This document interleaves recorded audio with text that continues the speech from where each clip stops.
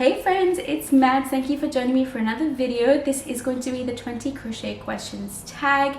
I was tagged by Litza over at Coco's Crochet many months ago. I'm so sorry Litza for missing it. I clearly don't check my mentions often enough and I really should. I think once a month at least.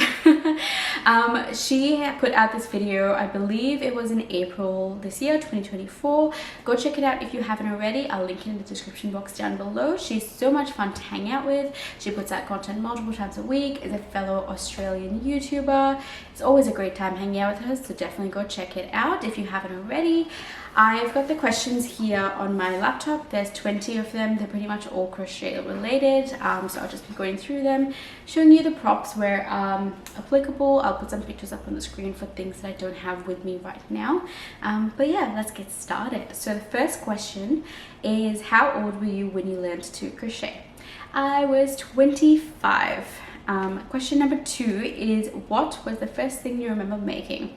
So a bit of a funny story. A couple of years ago when I, initially learned how to crochet, I learned because someone at my workplace was trying to teach us. So she decided to host a bit of a crochet class after work because I always complimented everything that she made.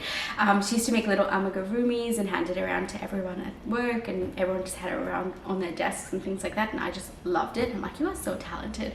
And because a lot of people showed interest, she decided to host this crochet class. But let me tell you, I was terrible at it. I was so bad. I'm pretty sure I went to at least 3 or 4 of those classes, and we were pretty much making the same thing because it was only about like an hour after work. And yeah, we were trying to make donuts, which was apparently beginner friendly, and I just could not do it. Every class I was just leaving having accomplished nothing, but she was kind enough to lend me a hook and some yarn and some stuffing. And so one Friday I just came home, put on a YouTube video at 0.5 speed, and it was to make a bobble because it was in November, so around Christmas. So I'm like, this is something easy I can do. And let me tell you, it took me like 8 hours to make a tiny little bobble. I will put a picture up on the screen. I do still have it because I like to keep it for memory's sake, but it is literally in a box with all my other Christmas stuff, and I can't be bothered going through all of that. But I can't believe it took me 8 hours to make a tiny bowl, but I was so proud of myself, and it took me way longer than I sometimes like to admit, but that was the first thing I ever made. And since then I have just been crocheting non-stop. I literally have not missed a day of crochet since I picked up the hook 2 years ago. So there's that. Number 3 is, what make are you most proud of and why? I actually do have this somewhere with me, but I forgot to bring it, so I'll put a picture up of the screen. It is a little crochet dog snood that I made for socks for Christmas. It's a little reindeer snood. It was actually the first thing that I ever freehanded. So prior to that, I had followed patterns to a T. Even if I thought there would be like a quicker way to do something or a more efficient way to do something, because I hate sewing, for example, so I was like, maybe I could crochet parts in. I just never would do it because I just wanted to follow the pattern exactly how the pattern creator made it. And yeah, that was the first time I actually just set out to do something with a vision in my head, no pattern in mind, just sort of freehanding it, measuring it to socks, and just it came out fine, I guess. I really loved it, and that has sort of turned into a little bit of a passion now. So if you haven't watched some of my recent videos, you might not know this, but I have now recently started making some of them and donating them to the Greyhound Rescue that we volunteer with. We foster dogs with them, and now I'm crocheting things for their Etsy store, which they then sell, and it raises funds for the rescue. So that has basically just opened up a can of worms in my brain of ideas of different things to make, and I've just been working on that for the last month. Literally my hands feel so sore because I've made so many of them, but I will put up a video soon of everything that I've made and you can check it out. So question number 4 is, what is the oldest yarn you have in your stash? And that would be this Spot Saver yarn that I got at Spotlight 2 years ago, so pretty much at the start of my crochet journey. After I made that little bobble from the yarn that my co-worker lent me, I decided to go into Spotlight and pick up some yarn so I can make some other projects that just sort of piqued my interest. And one of the patterns that I came across that I absolutely loved was Jess Huff's elephant. So I picked up some light grey and some dark grey, and pretty much all out of the dark grey, but this is what I have left of the light grey. And I made an elephant for my dad. I'll put up a picture on the screen here, because it was a bit of a funny joke between all of us. My dad calls all of us kids Dumbos, which is like an elephant movie. There's an elephant character called Dumbo, so I decided to make him one for Christmas and just wrote him a little card that says Merry Christmas Dumbo, and that was a little joke between our family. But yeah, that was really fun. I really liked how it turned out as well. It's one of my favorite beginner makes, I would say. It is so lovely. But this yarn is also fabulous to work with. It doesn't split at all. It is worsted weight, so it's quite thick, which I feel like is good for beginners. Very, very easy to work with. One of my favorite memories, it was making that elephant because the yarn was fabulous and everything just turned out really well. Question number 5 is knife or pencil grip, and I am definitely a knife grip. I have tried to hold it, you know, using the pencil grip method when I was first starting out. I'm like just still experimenting with things and just couldn't get it to work, and I found myself having a lot of wrist pain, so I just stuck with what came natural to me, which was a knife grip. Question number 6 is, do you prefer Boye or Susan Bates style hook? And I'm pretty sure it is talking about like the kind of taperedness of the hook, and I would say that I just prefer the clover style, which from my research is kind of like a hybrid between the two, between Boye and Susan Bates. So that's just the hook that I've used forever now, and I just prefer that style of hook, so I'm just gonna go away from the grain and say clover style. And that leads me on to question number 7, which is, what is your favorite brand of hook? And it is definitely the Clovers. If you haven't tried it, definitely buy it. I swear by it. It is my favorite brand of hook. So many crocheters love it as well. I have got the full aluminum set, which I believe goes down to like 2mm from memory. Is that my 2mm? Yes, it is. So I've got like a little 2mm. I bought the full set while it was on sale on Amazon. So I'm pretty sure it's 2 and then like 2.5, 3, and it basically goes up half hook sizes until 6. And then they also have plastic hook sizes, which if you haven't tried it, definitely try it. It's better than some of the other plastic hooks I've tried. It does really glide. I don't know how Clover does it, but their hooks are amazing. And I'm pretty sure they have like 6.5, 7, 8, 9, 10, 12, and 15, I think there was like 7 or 8 hooks in their plastic sizes, and I bought all of them recently as well. The largest one that I have is a 15mm. I haven't used this one yet, but I have used the 6.5, and it glides like butter. It is beautiful. I love it. Question number 8 is favorite hook size or range of hook sizes.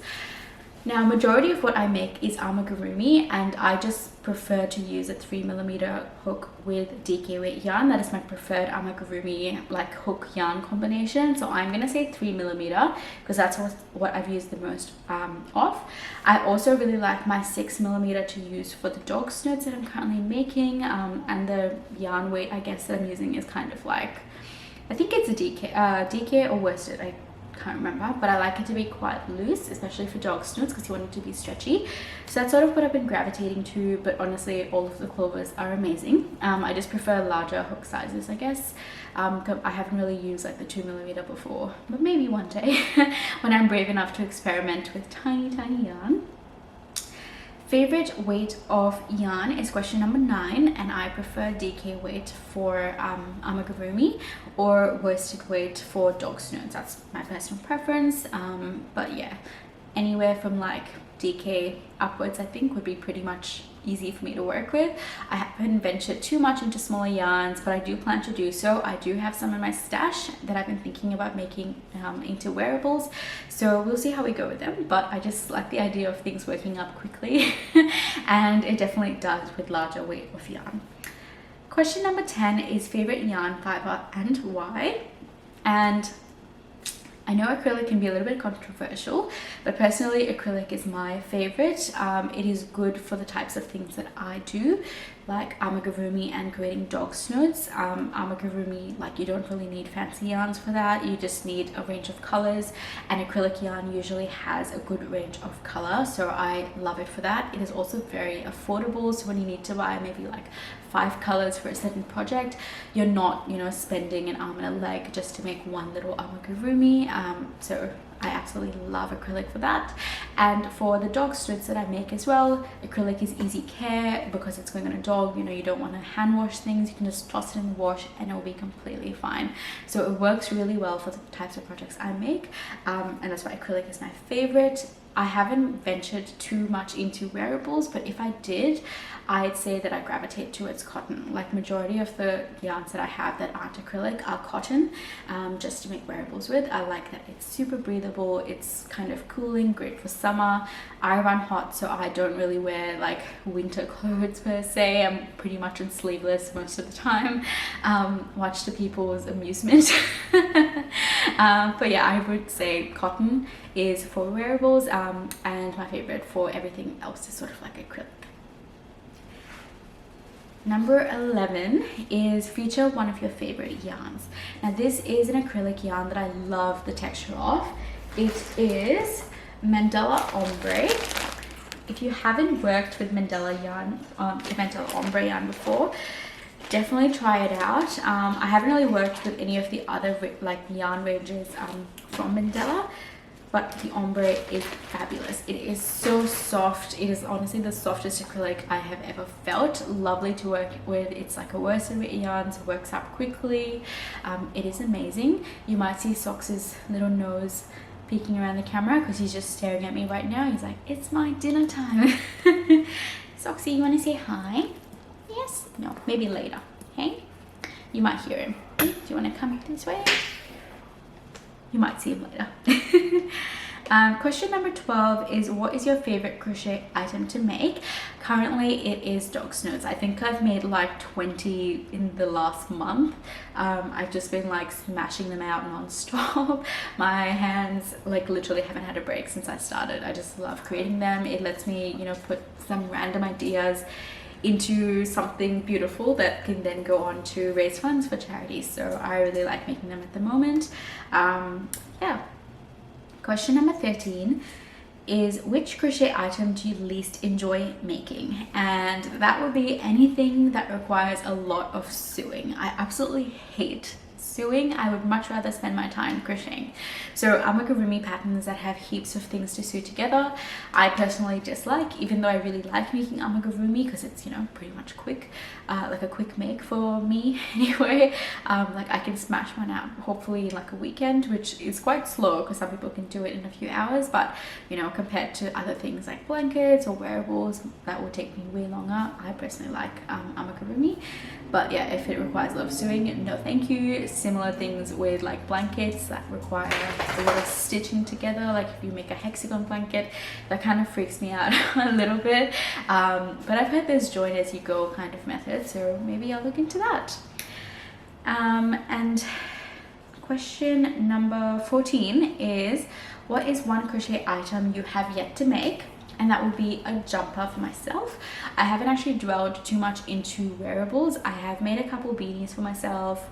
I have made one top, which was one of my Milan to Makes episode. I'll link it up here if you're interested. But yeah, that didn't go very, very well. I mean, it turned out fine, but it was a bit of a mess, the process. So I do really want to make some more wearables. So I might just start with like a summer top, since we're just coming into summer now. And hopefully next year I can make myself a jumper because I haven't made one yet. Question number 15 is, describe your color palette.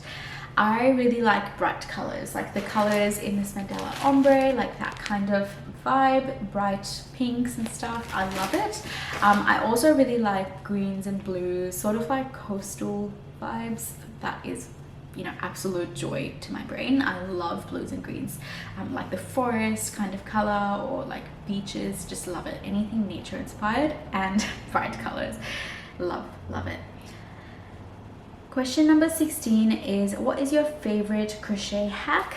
And that will be kind of connecting things as you go, because as I said before, I hate sewing. So any sort of amigurumi that crochets the pieces in, oh my god, genius, whoever came up with that. Same with like blankets, the join as you go kind of method. I'm currently making a corner to corner, but I'm doing it in strips. Just to make it easier for me, I guess. And yeah, I'm literally just joining it as I go, which is amazing because I can't imagine stitching. I think I'm up to like 9 strips now, and I'll probably end up with 11. I can't imagine stitching that many strips together to make a blanket. That is absolutely mortifying to me. So yeah, connecting things as you go is my hack. I don't really know if that's a hack, but it is to me, because anything to save me time from sewing is genius. Question number 17 is, feature a pattern designer and that I like and highlight one of their patterns. So if you've hung around for a while, you know that I absolutely love Pick a Power. Her patterns are amazing. It is one of my favorite amigurumi book sets that I've got in my library. I have pretty much made everything from the first book. I've made a couple from the second book, and this is one of my recent makes from that second book. It is this one. It is what does she call it? Spider Monkey, I think. So beautiful. All of her characters have so much character in them. They are all so unique and delightful, and some of them have clothes as well, which is so cute. I did make the clothes too big because she said to use, I think it was fingering weight yarn, and I just have DK in my amigurumi inventory, so I just went ahead and did DK clothing, which ended up big, but oh well. He's still very, very cute and I love him. Question number 18 is, what is the next pattern you want to make? And I really want to make a top for myself. Currently though, I am just kind of like pushing out dog snoods to try and get as much out as possible while it's still a little bit cold here in Melbourne, or Australia I should say, because it gets shipped pretty much all over Australia. Just trying to get as much out so we can raise as much funds for charity as possible. But once I'm pretty much done with, you know, the busy season, I guess, I am going to start making some wearables for myself, and I really want to make a nice summer top with some of the cotton that I've recently acquired. Question number 19 is, what is your best tip for beginners? And something that really helped me was getting good yarn and getting good hooks. Now, I know when you're first starting out, you just want to buy the cheapest thing possible because you don't know if it's going to be something that you really like to do, like crocheting, and you don't want to spend a lot of money on a hobby. But trust me, the yarn and the hook can make or break this hobby for you. Like when I was learning in that crochet class that my coworker put on for us, I was using splitty yarn, and that was one of my biggest frustrations, and I think it was one of the reasons that I just absorbed nothing from that class, because when I tried to crochet with it, the hook would go in between the fibers, and yeah, I would just not be pulling the full yarn through, I guess. Like I'd be pulling some of the fibers through, some of the fibers would be left behind. It would create a bit of a knotted mess. It looked ugly. It was terrible, very frustrating for me. Absolutely hated it. But then when I moved to this one that does not split at all, like it is so tightly wound and beautiful, I could crochet in the dark. Like I'm pretty sure I was driving home, my partner was driving home, and I was sitting in the passenger seat, and the sun had already set. It was pretty much dark. And as a beginner, I was able to crochet in the dark with this yarn because it did not split at all. It was so easy to use, and that made my crochet experience so enjoyable. Similar with hooks, once I realized that I wanted to crochet, I went on Amazon and bought some ergonomic hooks that were fairly cheap. I think they were like maybe $20 at most for a set of 13 hooks, very similar to like the Clover size range and even look wise, but they were nothing like Clover's. They were terrible. I didn't know it at the time obviously, but I was making amigurumi, and tension tends to be tight with amigurumi, and I would literally, like within a couple of projects, the ergonomic handle would start falling off the hook, and it was the most frustrating thing ever because I couldn't really crochet. Like if I tried to crochet, the hook thing, like the handle thing, would start falling off from the hook and it would affect my tension. It would make the project so much slower.